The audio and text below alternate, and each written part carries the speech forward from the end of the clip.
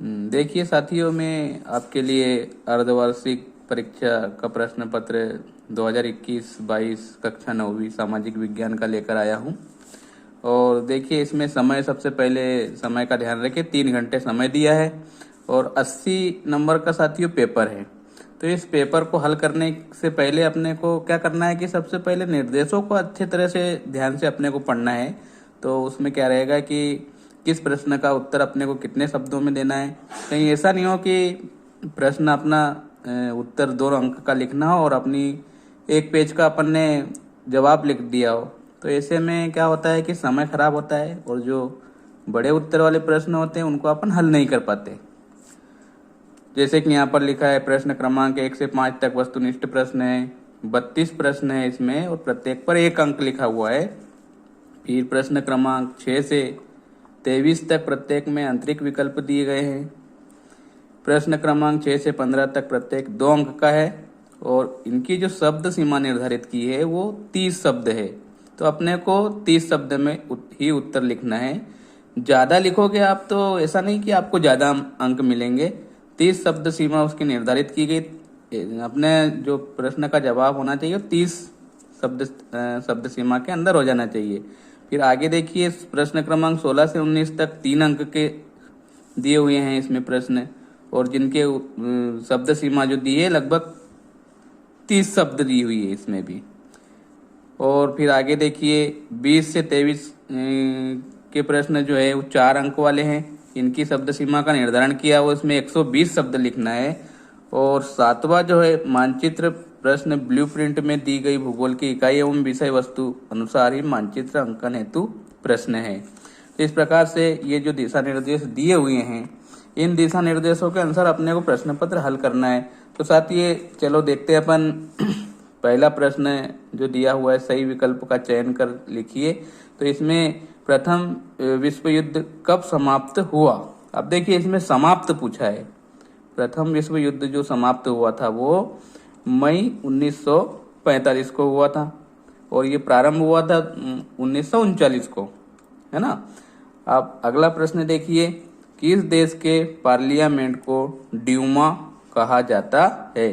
तो यहाँ पर देखिए 4 ऑप्शन दिए, फ्रांस, रूस, जर्मनी, इंग्लैंड। तो इसमें जो दूसरे ख नंबर का जो विकल्प दिया वो सही है। रूस की जो पार्लियामेंट है उसको ड्यूमा के नाम से जाना जाता है। भारत किस गोलार्ध में स्थित है। 4 ऑप्शन दिए, उत्तरी गोलार्ध, दक्षिणी गोलार्ध, पश्चिमी गोलार्ध और उपरोक्त सभी। तो हम प्रारंभ से ही कक्षा 5वीं से ही पढ़ते आ रहे हैं कि भारत जो है उत्तरी गोलार्ध में स्थित है।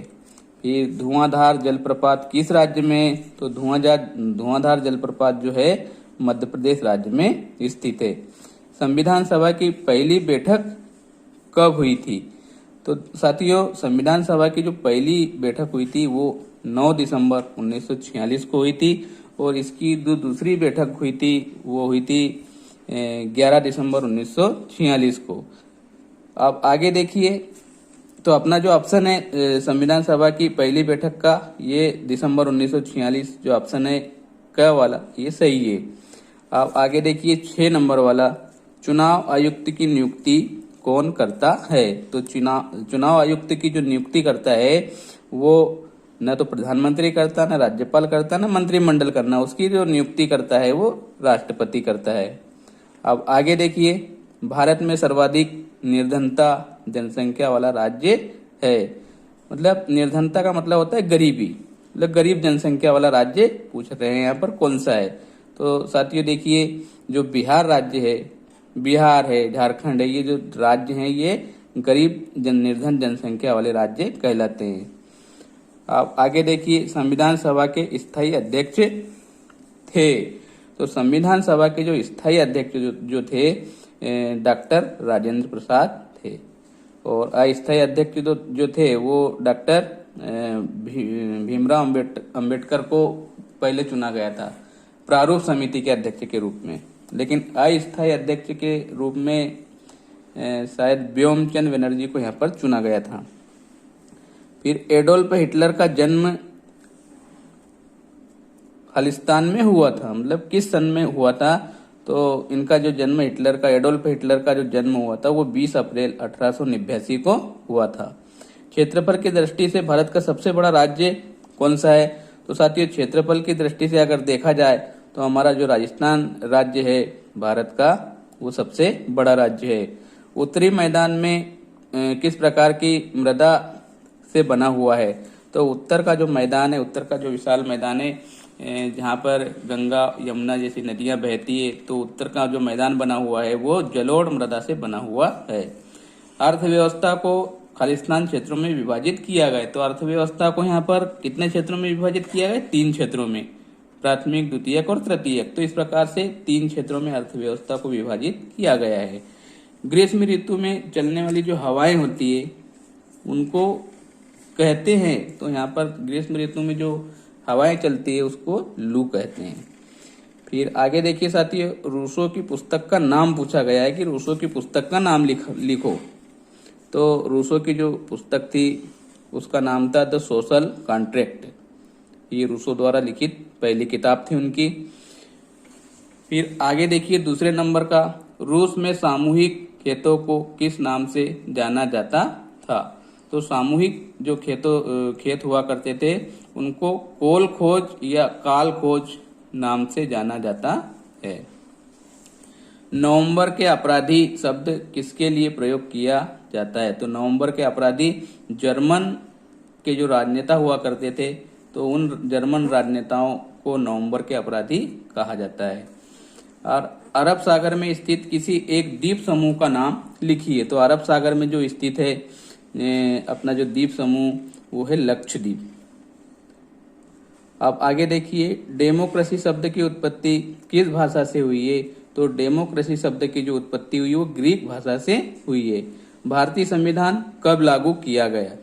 तो भारतीय संविधान जो है, हमारा भारतीय संविधान 26 जनवरी 1950 को लागू किया गया था।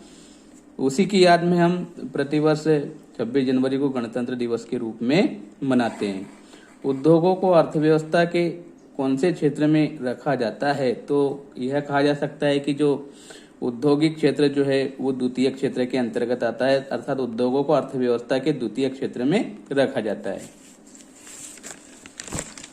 उसी प्रकार से जो अगला प्रश्न है वो अपने को दिया है सही जोड़ी के रूप में। तो सही जोड़ी के रूप में दिया है, जैसे पहला यहाँ पर देखिए कार्ल मार्क्स। तो कार्ल मार्क्स ने क्या किया था? ये रूसी क्रांति के प्रेरणा स्रोत थे। अब आर्थिक मंदी दूसरे में दिया है, आर्थिक मंदी। तो आर्थिक मंदी हमारे देश में कब हुई थी? आर्थिक मंदी की स्थिति कब उत्पन्न हुई थी? तो वो हुई थी 1929 को। अब आगे देखिए तीसरे में दिया हुआ है विश्व का सबसे बड़ा देश। तो विश्व का सबसे बड़ा देश कौन सा है? रूस जो है विश्व का सबसे बड़ा देश कहा जाता है। सांभर फिर झील का नाम दिया है, तो ये खारे पानी की एक झील है जिसको सांभर झील के नाम से जाना जाता है।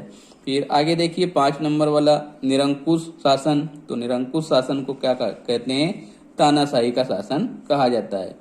फिर आगे देखिए BR अम्बेडकर, मतलब भीमराव अम्बेडकर, ये जो थे, जैसे कि आपको मैंने पूर्व में बताया था, ये प्रारूप समिति के अध्यक्ष थे, ये स्थायी अध्यक्ष नहीं थे। कौन सी समिति के अध्यक्ष थे? ये प्रारूप समिति के अध्यक्ष माने जाते हैं। फिर आगे देखिए अगला जो 5वें नंबर का प्रश्न है उसमें सत्य असत्य की पहचान कीजिए। तो अपने को सत्य कौन सा है और असत्य कौन सा है इसकी पहचान करके अपने को लिखना है। तो भारतीय संविधान अलिखित है? नहीं, भारतीय संविधान कैसा संविधान है? लिखित संविधान है। तो निश्चित ही ये क्या होना चाहिए? असत्य होना चाहिए, अर्थात ये जो बात है कही गई है ये असत्य है। अब आगे देखिए, मित्र राष्ट्रों के समूह में इंग्लैंड, फ्रांस और रूस शामिल थे। यह बिल्कुल सत्य है। मित्र राष्ट्रों में कौन कौन से देश शामिल थे? इंग्लैंड, फ्रांस, रूस, जर्मनी, ये देश शामिल थे। फिर आगे देखिए तीसरे नंबर का, उत्तरी मैदान में देश के खनिज भंडार है। ये असत्य है, क्योंकि उत्तरी मैदान में खनिज के असीम भंडार जो है छोटा नागपुर के पठार में है। तो ये जो है तीसरे नंबर का, ये असत्य है। आगे देखिए, कृष्णा और कावेरी नदी हिमालय से निकलने वाली प्रमुख नदियां हैं। तो यह भी असत्य है, क्योंकि हिमालय से जो नदियां निकलती है वो कृष्णा और कावेरी नहीं है, ये दक्षिण की नदियां हैं, अर्थात ये हिमालय से नहीं निकलती। चीन में हमेशा कम्युनिस्ट पार्टी की ही सरकार बनती है, बिल्कुल सत्य है, क्योंकि चीन में हमेशा कम्युनिस्ट पार्टी की सरकार बनती आ रही है और वर्तमान में भी एक ही पार्टी वहां पर हुआ करती है और वही उसमें ही सभी लोग चुनाव लड़ने के कार्य करते हैं। फिर आगे देखिए 6 नंबर की मौसमी बेरोजगारी द्वितीय क्षेत्र में पाई जाती है। तो साथ ये द्वितीय क्षेत्र में उद्योग अर्थात विनिर्माण के कार्य किए जाते हैं, तो इसमें मौसमी बेरोजगारी नहीं पाई जाती। अर्थात देखा जाए तो कृषि के क्षेत्र में मौसमी बेरोजगारी होती है, लेकिन यहाँ पर दिया है मौसमी बेरोजगारी द्वितीय क्षेत्र में पाई जाती है, तो यह बिल्कुल असत्य है। इस प्रकार से हम कह सकते हैं कि कुल 32 नंबर का अपने को ऑब्जेक्टिव प्रश्न पूछे थे, खालिस्तान के रूप में, सही जोड़ी के रूप में, विकल्प के रूप में। अर्थात ये पास होने का बालकों के लिए बहुत ही बढ़िया तरीका है। अर्थात इनके ऊपर विशेष ध्यान दिया जाए तो बिल्कुल आप परीक्षा में अच्छे अंकों से उत्तीर्ण हो सकते हैं।